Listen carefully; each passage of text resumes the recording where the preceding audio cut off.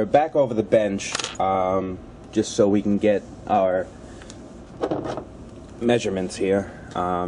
We have the actual barrel of the tap follower and everything made up. The entire length on this is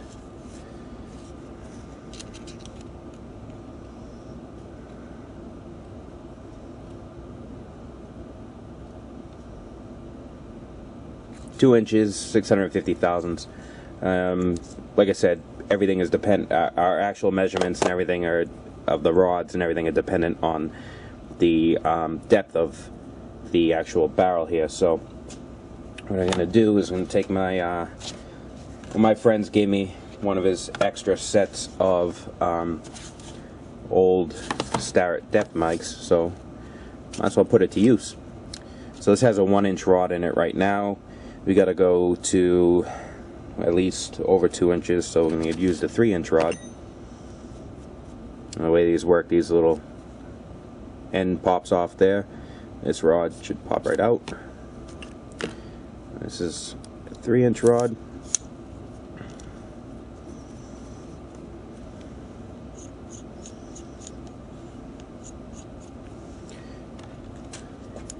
And this rod should fit in that hole nice. And it does. So let's see what we got. So we're going to hold that flat against the face. So we got 2 inches.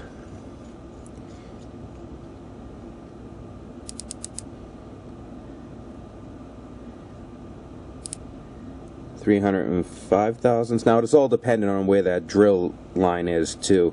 If I push it over to the side, I bet you it's going to be less. That side there. Yeah, see, it's a little more in there when we're directly in the center. So we're going to call that 2 inches, 300 thousandths.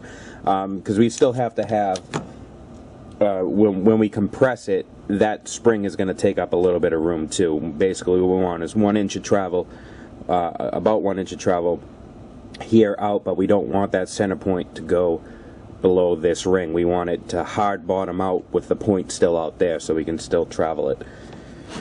So let me put this away and we'll add that into our drawing. Okay, we know that 1 inch of that travel is going to be taken up by the actual end of the tap follower, and an 1/8 inch is going to be taken up by this. So we have 2.3, 2 inches, 300 thousandths. The inch from that, and the 1/8 inch from there. Hang on.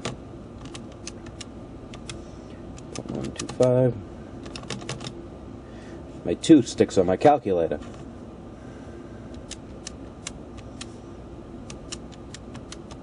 There we go. So a little over 1 inch and 1/8 from here of actual travel that we have. So if that 1/8 inch I'm going to leave there, that's going to be taken up by the spring. So actually, if we cut make our rod 2 inches, we should still have a little bit sticking out and be pretty much dead on there where we need to be. So let me set up on the lathe with the collet and the drill rod.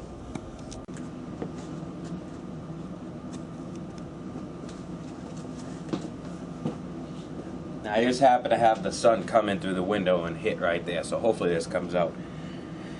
Now, we're going to have, once we start cutting this down to the diameter that we want, we're going to have a lot of this sticking out of the chuck. We're going to have over 2 inches. So we have to support this somehow. But we also have to have a 60-degree point on the end. And we're going to have 2 different diameters. We're going to have the 3/16 diameter and that 270 thousandths diameter. Now, once you get that all cut, these collets aren't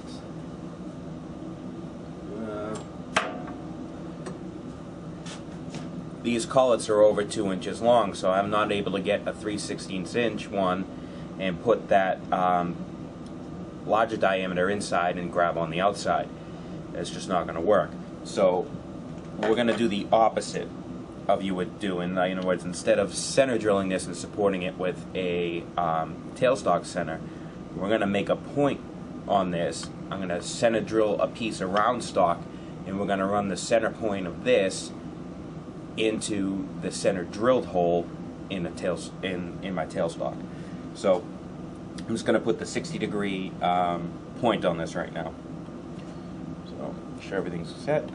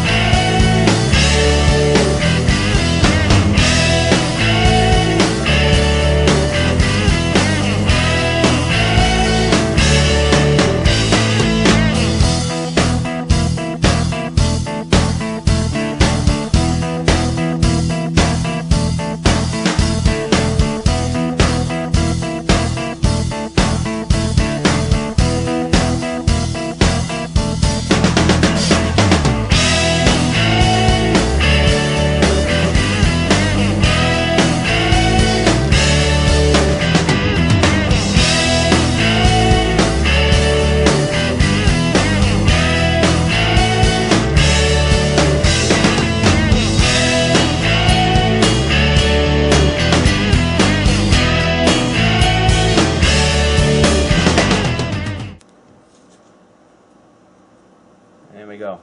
Nice 60-degree point.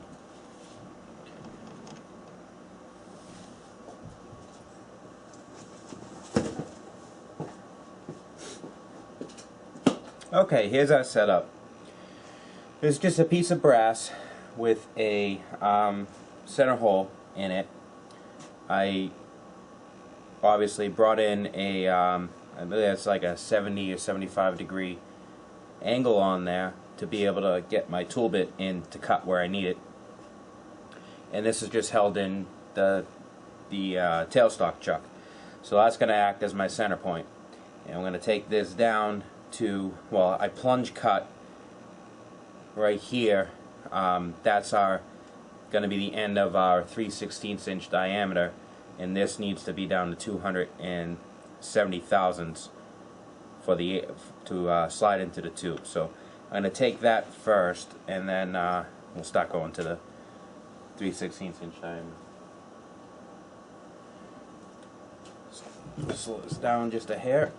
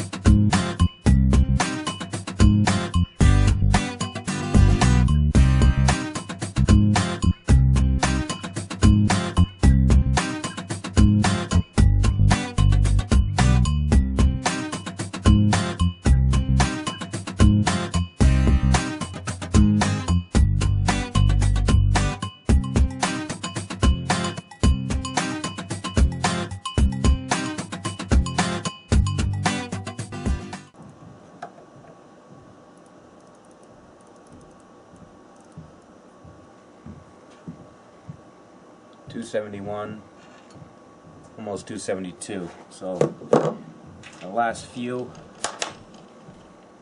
I'll probably just draw file off.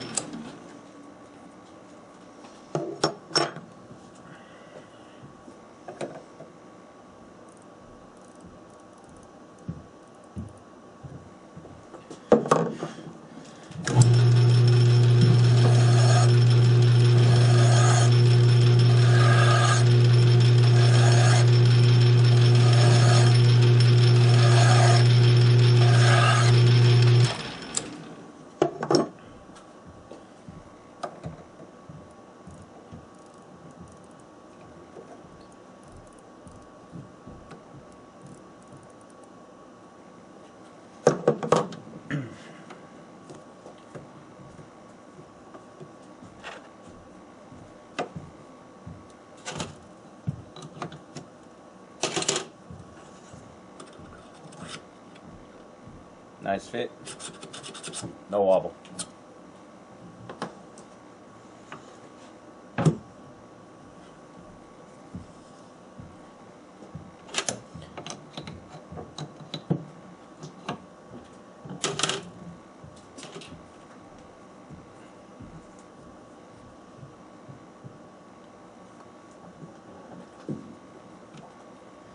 I just need to take that down to our 3/16 diameter.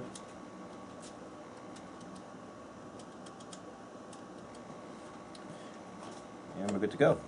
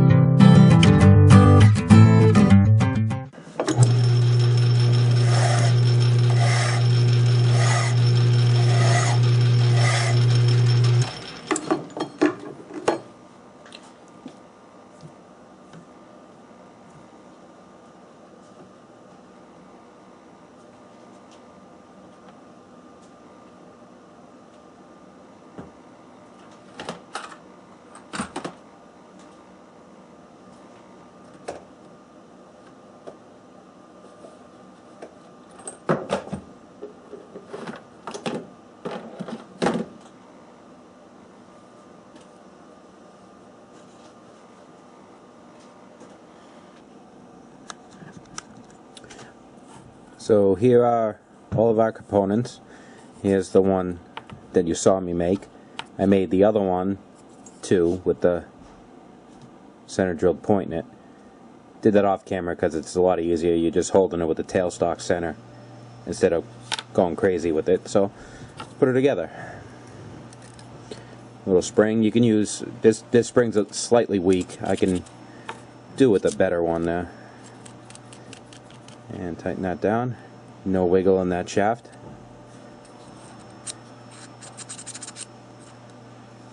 Still have the point sticking out when I press it all the way down. Get about 1 inch of travel.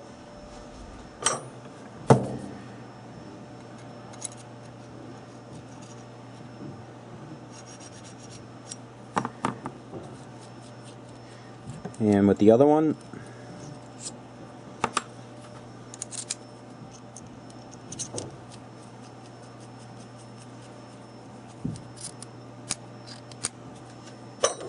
same thing. We'll find that smaller tap. Oh, there it is. There's a tap with that little point on it. And there you go. And that's the way it works. Now we got to go and whoops. Okay, never mind. We got to go and harden these pins. You don't really have to, but you're going to be pushing a lot of pressure on there. I don't want them to sit there and mushroom out. So, which is why I made them out of hardenable stock. So let's harden these real quick. Okay, we're over in the garage because that just happens to be where my big vise is, or medium-sized vise is. Oh,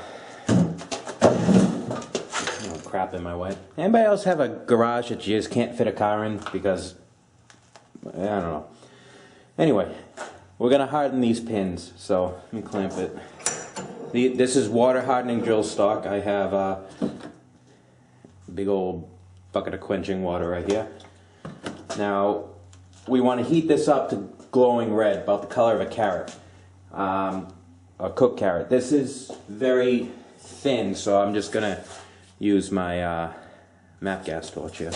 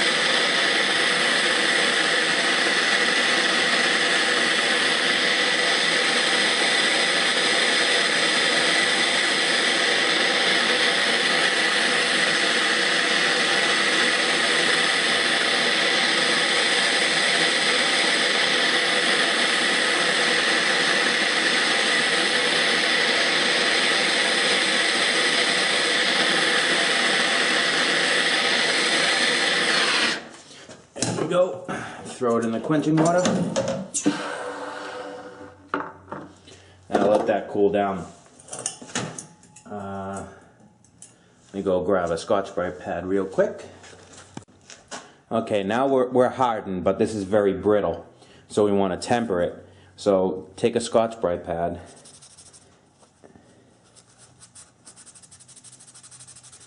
And all I'm doing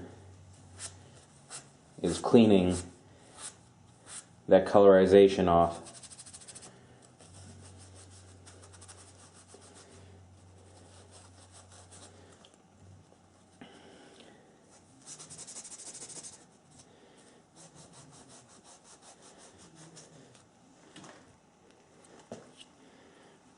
Till we get back to silver again.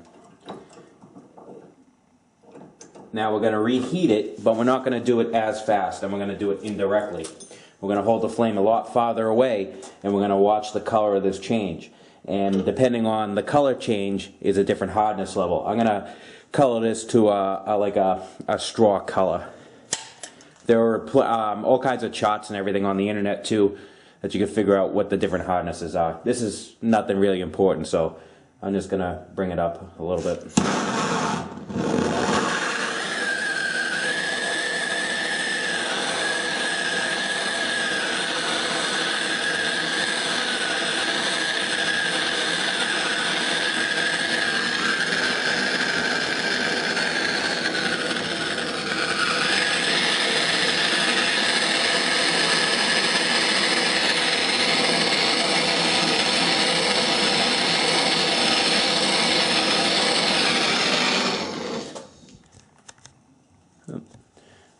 go. I went a little bit further than I needed to. It's like a color, a bluish color there, but that's perfectly fine. We just need to temper it just to be sure that we're not brittle, we're not going to snap it off. And then you can go and polish it up again, and you're ready to go. Let's do the other pin.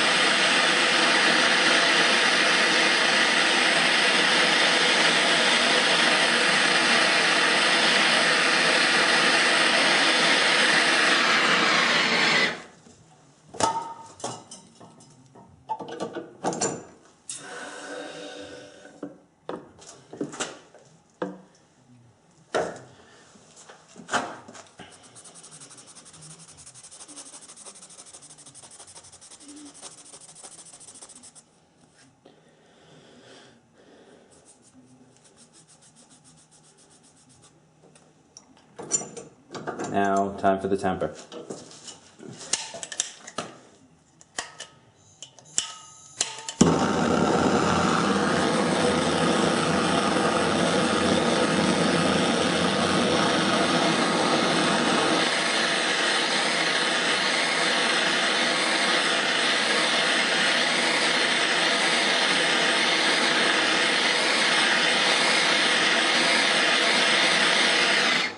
And we got that bluish color again.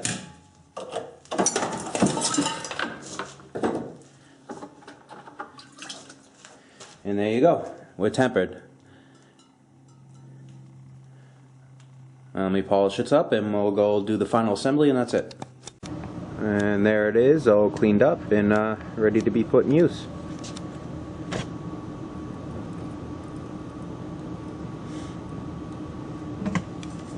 The stiffer the spring you have in there, the more positive of a pressure you have on your tap to be able to force it straight.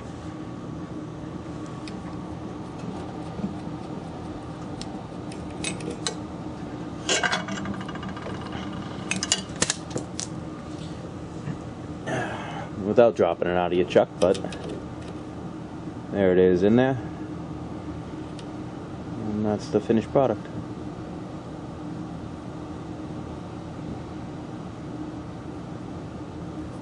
Nice, quick, easy, useful little tool there. So, hopefully you enjoyed the video, and if we can think up some other projects along these lines, you know, useful stuff.